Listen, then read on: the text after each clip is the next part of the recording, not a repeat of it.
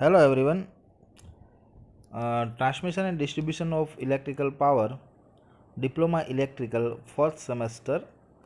My unit number 1, transmission line component. No topic, string efficiency and method of improving efficiency. સૌથી પહેલાં string efficiency જે છે એ એક insulator સાથે સંકળાયેલો એફિશિયન્સી છે. તમને બધાને ખબર છે કે પ્રીવિયસ લેક્ચરની અંદર આપણે સ્ટ્રિંગ એફિશિયન્સી જે છે એ ડિસ્કસ ટોપિક કરેલો હતો, છતાં પણ હું એકવાર રિવાઇઝ કરાવી દઉં છું. તો સૌથી પહેલાં આપણે જોઈએ તો when the voltage is applied across the suspension insulator string, it is unequally distributed across the individual unit. હવે કોઈ પણ સસ્પેન્શન ઇન્સ્યુલેટર હશે તો એની અંદર નંબર ઓફ ડિસ્ક અવેલેબલ હશે. તો દરેક ડિસ્કની અંદર વોલ્ટેજનું ડિસ્ટ્રીબ્યુશન જે છે એ એક સમાન થતું નથી, એટલે કે અનઇક્વલી ડિસ્ટ્રીબ્યુશન થાય છે. The disc near the line conductor is extremely stressed and takes the maximum voltage in the absence of stress. ઇન્સ્યુલેટરની અંદર ઇન્સ્યુલેટર સ્ટ્રિંગની અંદર નંબર ઓફ ડિસ્ક હોય છે. આ ડિસ્કમાંથી જે કંડક્ટરની નજીકની ડિસ્ક હશે એની અંદર વોલ્ટેજ જે છે એ મેક્સિમમ હશે. The voltage distribution on insulator string determine the flashover voltage and the voltage at which the localized corona and radio interference produced. Voltage distribution જે છે ઇન્સ્યુલેટર સ્ટ્રિંગની અંદર થશે એના ઉપરથી we can find out the flash over voltage and voltage at which the corona we should produce due to the radio interference. તો આ આપણે ફાઇન્ડ કરી શકશું. તો હવે આપણે નેક્સ્ટ જોઈએ તો the insulator material between two metallic pins form a capacitor of a capacitance C called self capacitance.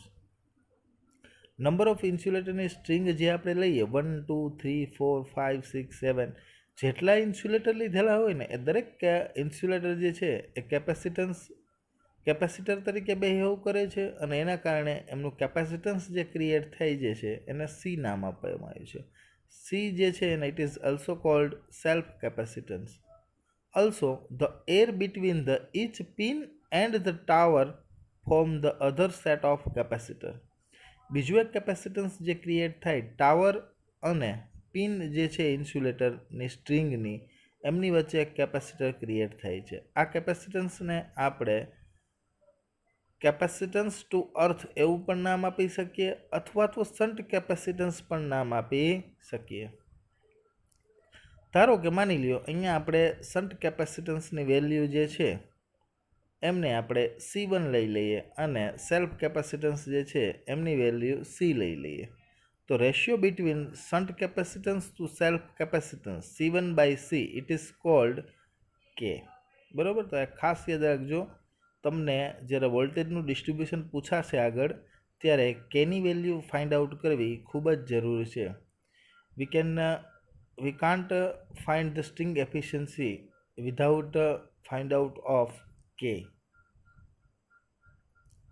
હવે નેક્સ્ટ આવશે કઈ કઈ મેથડ એવી છે કે જેનાથી આપણે સ્ટ્રિંગ એફિશિયન્સી જે છે એ ફાઇન્ડ કરી શકીએ, ઇમ્પ્રૂવ કરી શકીએ.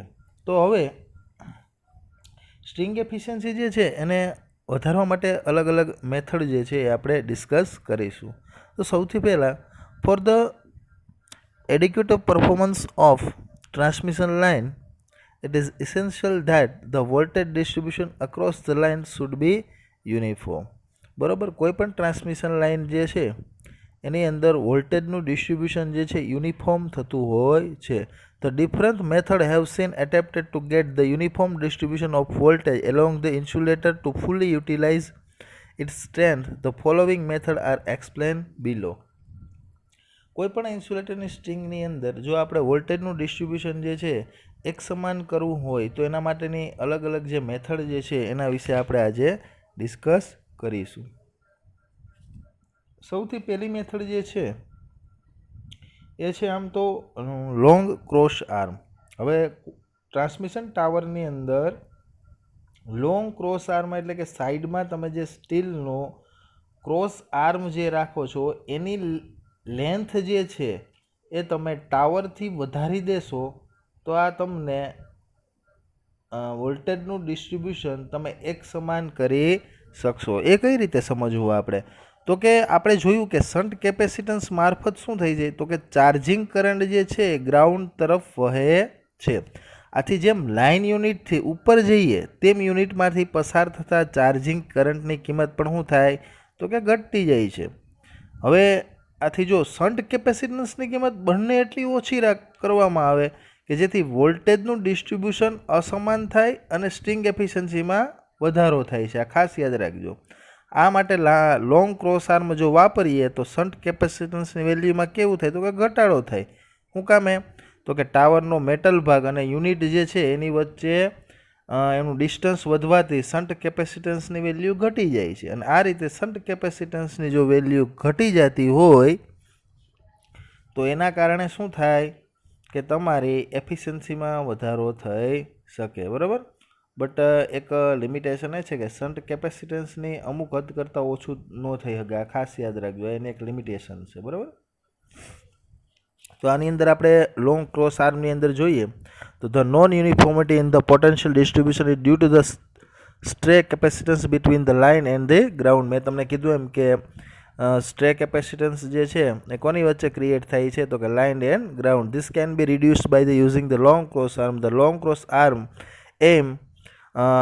arm increase the conductor spacing and the inductive reactance voltage drop, but the economic does not permit the use of very long cross arm. બરાબર? હવે એના પછી જોઈએ આપણે તો કેપેસિટન્સ ગ્રેડિંગ અથવા તો ગ્રેડિંગ ઓફ ધી યુનિટ. આની અંદર શું છે આપણે જોઈએ. In this method the insulator have different dimension and each insulator has different capacitance. આ મેથડની અંદર દરેક ઇન્સ્યુલેટર જે છે એનો એક અલગ આપણે કેપેસિટન્સ છે એ આપણે બધાને ખબર છે. The line end unit has got the greatest capacitance.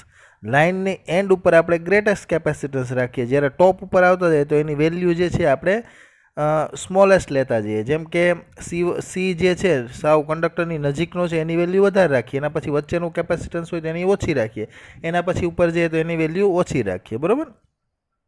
By properly selecting the capacitance of the unit, the voltage distribution can be made uniform.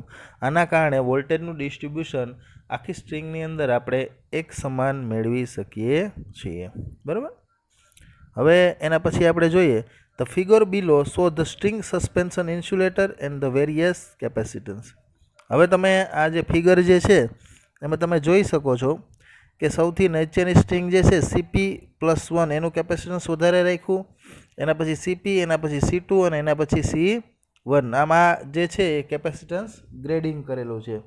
અને હકીકતમાં આ રીતમાં દરેક યુનિટના સેલ્ફ કેપેસિટન્સ જે છે ને એ અલગ અલગ જ રાખવામાં આવે, મેં કીધું એ રીતે પહેલાં. અને લાઇન યુનિટનું કેપેસિટન્સ જે છે સૌથી વધારે રાખવામાં આવે.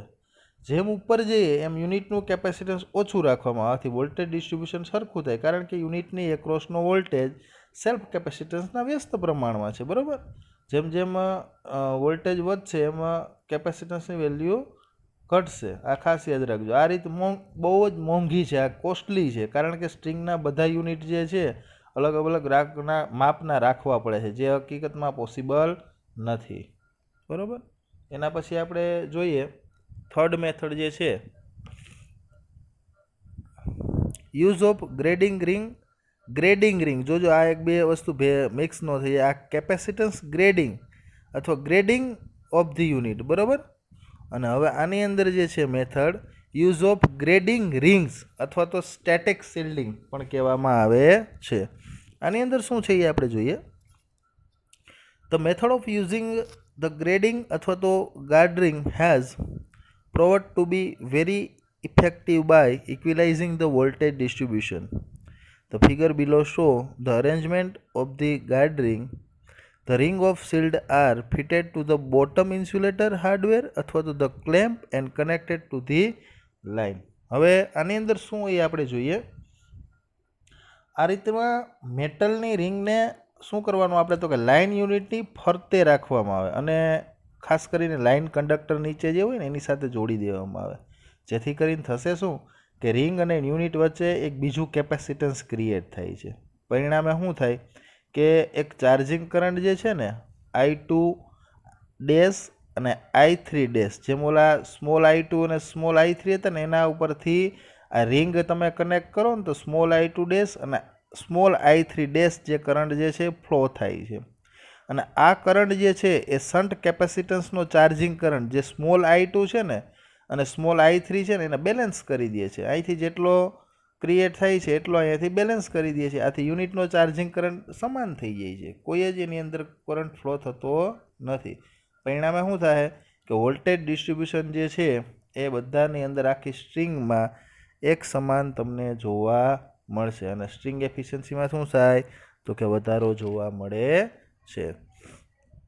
જોઈ લો આની અંદર જે છે આપણે ચાર્જિંગ કરંટ જે છે મેન્શન નથી કરેલો ફિગરમાં, પણ આ રીતે હકીકતમાં તમે કરી શકો. બરાબર, થેન્ક યુ.